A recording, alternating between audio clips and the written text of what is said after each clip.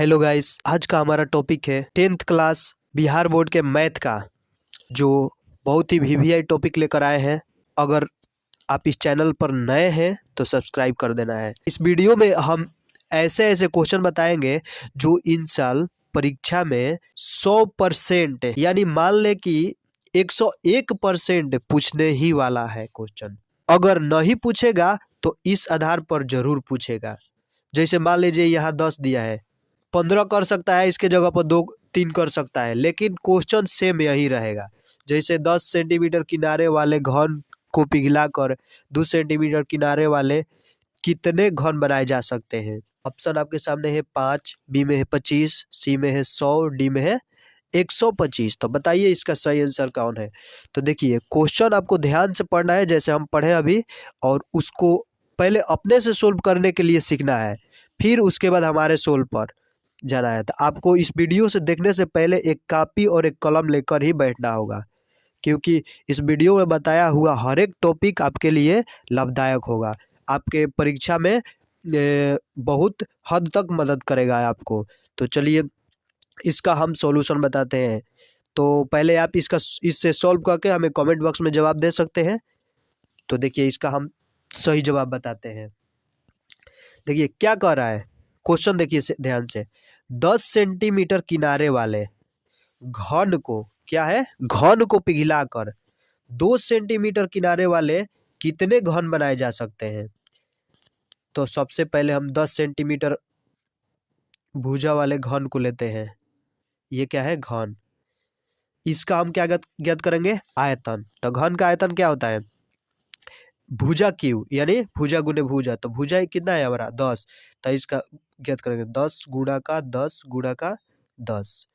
अब कितना घन ज्ञात कर, कितना घन बनेगा 2 सेंटीमीटर वाले। तो क्या करेंगे, इसके ये 2 सेंटीमीटर घन वाले घन के आयतन से ये 10 सेंटीमीटर घन के आयतन में भाग दे देंगे। तो चलिए भाग दे देते हैं 2 सेंटीमीटर वाले घन के आयतन से। तो 2 सेंटीमीटर वाले ये घन के आयतन हो गया, ये हो गया 10 सेंटीमीटर घन का आयतन। तो इसको हम कटाते हैं, ये 5 दूनी का 10, ये कट गया 5 दूनी का 10, ये कट गया 5 दूनी का 10। तो हमारा कितना आ गया, 5 5। अब इसको हम गुणा कर लेंगे। तो देखिए गुणा करते हैं, यानी 5 5 5 पचा 25, अब 25 अब 5 125। तो 125 हमारा है जो राइट आंसर है, जो ऑप्शन नंबर डी में है। तो ऑप्शन नंबर डी हमारा है इस आंसर के लिए करेक्ट आंसर है, इस क्वेश्चन के लिए करेक्ट आंसर है। तो इस तरह के क्वेश्चन आप इस तरह से बनाएंगे अच्छे से समझ समझ के, तो आपको कभी भी गलत नहीं होगा। 2 नंबर क्वेश्चन स्क्रीन पर आ गया है, आप देख सकते हैं। इसे आप अपने मन में एक बार ध्यान से पढ़िए। तो देखिए सब हम पढ़ते हैं। गोला का संपूर्ण पृष्ठ का क्षेत्रफल निम्न में कौन सा होगा, त्रिज्या बराबर आर हो तो इसमें गोला का संपूर्ण पृष्ठ का क्षेत्रफल का सूत्र बताना है। आपको क्या बताना है, फॉर्मूला यानी सूत्र बताना है। क्या के, तो गोला के संपूर्ण पृष्ठ का क्षेत्रफल बताना है। तो आपको याद होना चाहिए, अगर नहीं याद है तो कोई बात नहीं, हम बता देते हैं। तो देखिए गोला के संपूर्ण पृष्ठ का क्षेत्रफल की बात करें, संपूर्ण पृष्ठ का क्षेत्रफल, तो इसका होता है 4 पाई आर स्क्वायर होता है। तो देखिए ऑप्शन नंबर किस में है, 4 पाई आर स्क्वायर। तो देखिए ऑप्शन नंबर डी में है 4 पाई आर स्क्वायर। तो ऑप्शन नंबर डी हमारा है जो राइट आंसर है इस क्वेश्चन के लिए। गोला का आयतन क्या होता है, तो गोला का आयतन का सूत्र होता है 4/3 पाई आर क्यू होता है। ये क्या होता है, इसका आयतन होता है, यानी गोले का आयतन पूछ ले तो 4/3 पाई आर क्यू, संपूर्ण पृष्ठ का क्षेत्रफल पूछ ले तो 4 पाई आर स्क्वायर। आपको याद रखना है, इस तरह के क्वेश्चन आपको परीक्षा में देखने को मिल सकता है।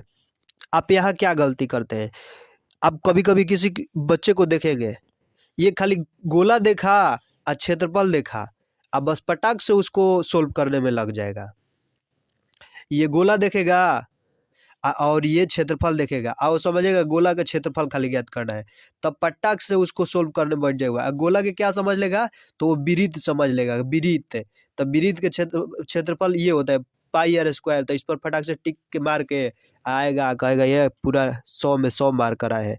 तो इस तरह के आपको गलती नहीं करना है, क्वेश्चन को बड़ी ध्यान से देखना है, फिर उसके बाद आंसर पर टिक लगाना है। हमारा अगला क्वेश्चन स्क्रीन पर आ गया है, पहले आप इसको ध्यान से देखिए। देखिए क्वेश्चन दिया है, यदि अर्धगोले की त्रिज्या r हो तो उसका संपूर्ण पृष्ठ का क्षेत्रफल होगा।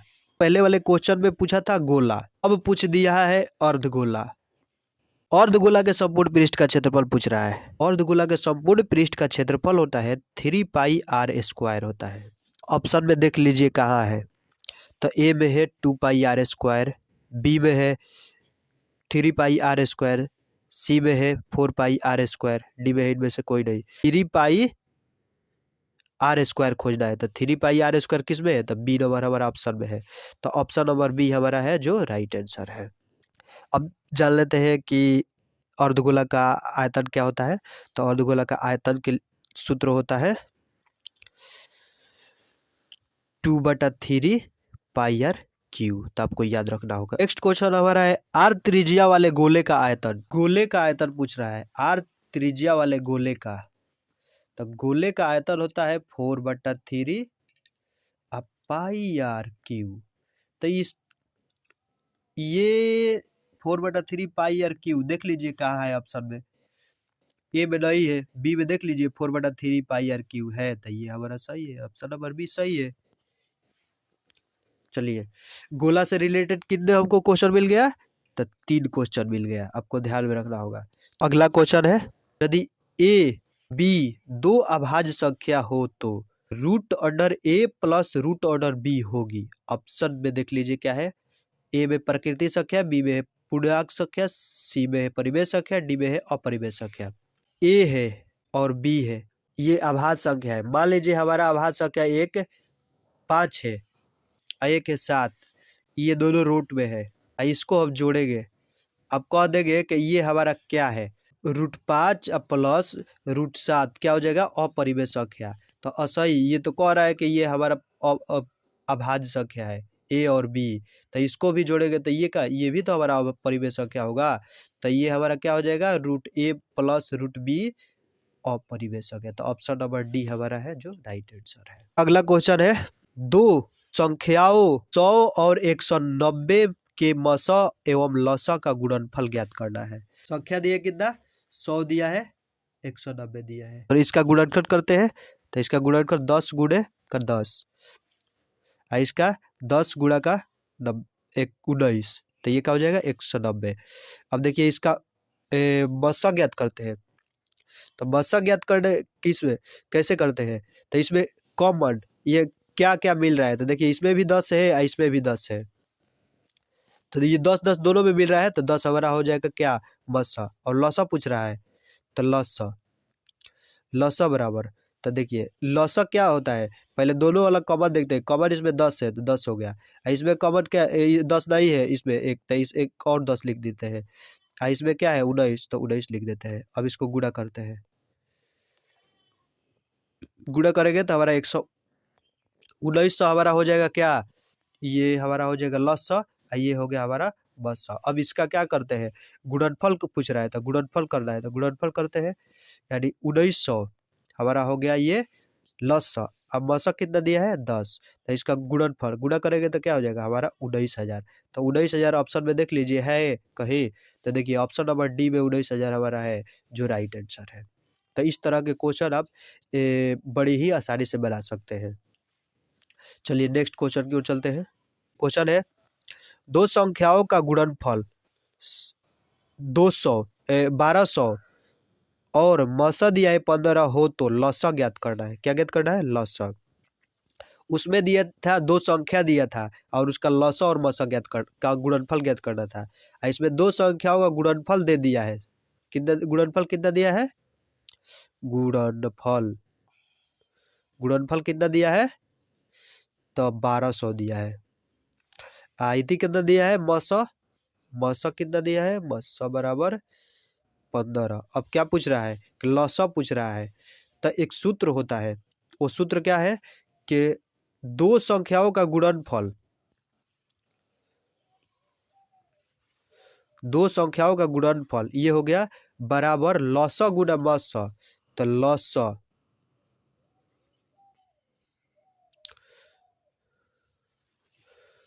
गुणा का मसा, मसा कितना दिया है 15, तो 15 लिख देते हैं 15। अभी देखिए यह बराबर है ये बराबर के राइट साइड में है, ये लेफ्ट साइड में है, तो ये लॉसा ज्ञात करना है, तो लॉसा इधर लाया जाएगा। ये लॉस 15 क्या है, लॉसा जो है गुणा में है, तो बराबर के दूसरी साइड में जाएगा, तो ये 1200 के साथ क्या हो जाएगा भागा में, तो ये लॉसा बराबर क्या हो जाएगा, देखिए लॉसा, लॉसा बराबर क्या हो जाएगा, तो 1200 हमारा जेव के तेव रह जाएगा, इसके बाटा में क्या आ जाएगा 15, तो 15 से कटा दे 15 बाटे 20 से, यानी 80 बार में कट जाएगा। तो देख लीजिए ऑप्शन में 80 है, तो देखिए ऑप्शन नंबर बी में 80 है, तो हमारा ऑप्शन नंबर बी जो है राइट आंसर है। तो इस क्वेश्चन के लिए right answer option number B होगा। चलिए नेक्स्ट क्वेश्चन की ओर चलते हैं। क्वेश्चन कह रहा है यदि एलसीएम, यानी एलसीएम को लसा कहते हैं, एलसीएम यानी 26 और 91 का कितना दिया है 182 हो, तो HCF 26 और 91 का मान होगा, यानी इसका HCF ज्ञात करना है, यानी मसा ज्ञात करना है। तो करना क्या है ज्ञात कर लो। देखिए 26 से 1 है 91, तो इसको गुणनखंड करते हैं तो ये 13 गुणे 2, 13 दूनी 26, ये 13 गुणे 7, 13 91। अब देख लीजिए दोनों में कॉमन कौन है, इसमें और इसमें कॉमन देख लीजिए, तो इसमें कॉमन क्या है, ये 13 मिल रहा है, इसमें भी 13 इसमें भी मिल रहा है और 13 इसमें भी मिल रहा है, तो हमारा HCF बराबर क्या हो जाएगा, HCF बराबर 13। तो देख लीजिए 13 किस ऑप्शन में है, तो ऑप्शन नंबर ए में हमारा 13 है जो राइट आंसर है। तो ऑप्शन नंबर ए है जो राइट आंसर है। चलिए नेक्स्ट क्वेश्चन क्यों चलते हैं। निम्नलिखित में से किस परिमेय संख्या का दशमलव निरूपण शांत होता है, यानी शांत होगा। ऑप्शन ए में है 1/11, बी में है 3/13, सी में है 4.1/8, डी में है 22/7। तो बताइए इसका सही आंसर कौन होगा।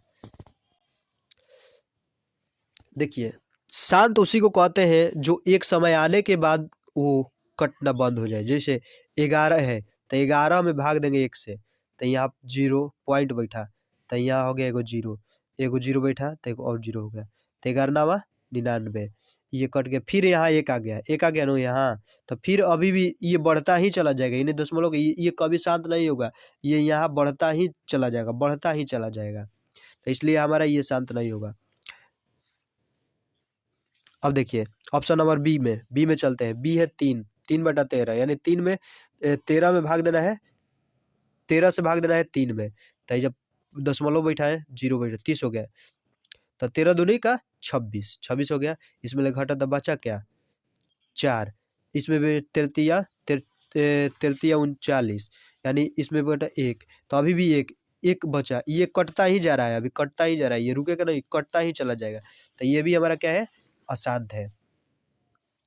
अब देखिए ऑप्शन नंबर सी की ओर चलते हैं। ऑप्शन नंबर सी देख लीजिए, ऑप्शन नंबर सी में क्या है 4.1/8, तो 8 चौके 32, 32 1 33, 33/8, 8 है ना, तो 8 से भागा देंगे 33 में, तो 8 चौके 4 बार में कटेगा 32 हो गया, ये कट गया बच गया 1, यानी 3 से 3 गया, ये बच गया 1, यहाँ पॉइंट बैठा दिए, पॉइंट बैठा दिए तो बच गया क्या एगो 0 यहाँ हो गया, तो 8 एक बार में गया तब बच गया 2, यहाँ 0 एक बार में गया, फिर यहाँ 8 दूनी का 16, ये कटाए,